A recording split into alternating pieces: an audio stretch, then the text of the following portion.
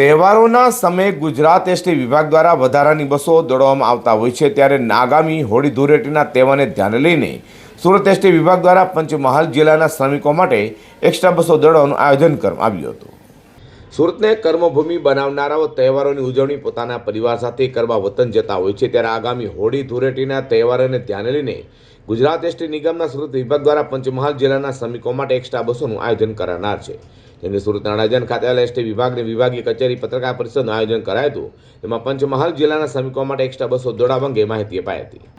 ગુજરાત સરકારના માર્ગદર્શન હેઠળ મુખ્યમંત્રીશ્રી તેમજ વાહન વ્યવહાર મંત્રીશ્રીના માર્ગદર્શન હેઠળ સુરત વિભાગ દ્વારા હોળીનું એક્સ્ટ્રા સંચાલન કરવા આવનાર છે।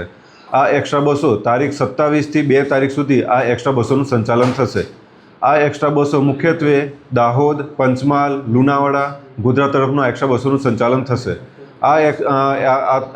જે એક્સ્ટ્રા બસો છે તે સુરતના મેઇન બસ સ્ટેશન CBSની સામે જે સિટી બસ સ્ટેશન છે ત્યાંથી આ બસો ઉપડશે। ઉપરાંત આપણે જે ઉલપાડમાં રામચોક છે ત્યાંથી પણ આ એક્સ્ટ્રા બસોનું સંચાલન થશે। અને આ જે એક્સ્ટ્રા બસો છે જે અમારું ઓનલાઈન બુકિંગ છે www.gsrtc.in એના પરથી બી અમારી ટિકિટનું બુકિંગ થશે।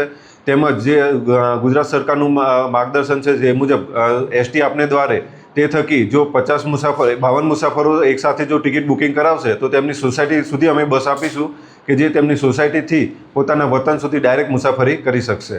અને આ જે બસો જે છે તે સંચાલન મુખ્યત્વે સાંજે 4 વાગ્યાથી તો રાતે 10 વાગ્યા સુધીના સંચાલન ચાલુ રહેશે।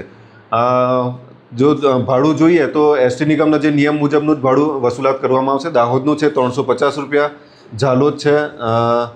ઝાલોદના 355 રૂપિયા, ગોધરા 305 રૂપિયા, લુણાવાડા 330 રૂપિયા, છોટાઉદેપુર 315 રૂપિયા જે નિયત કરેલું જે ભાડું છે એ મુજબનું ભાડું વસૂલવામાં આવશે। ગુજરાત એસટી નિગમના સુરત વિભાગ દ્વારા પંચમહાલ જિલ્લાના શ્રમિકો હોળી ધૂળેટીનો તહેવાર પરિવાર સાથે ઉજવી શકે અને પોતાના માદરે વતન જે ઉજવી શકે તે માટે એક્સ્ટ્રા બસનું સંચાલન કરાશે।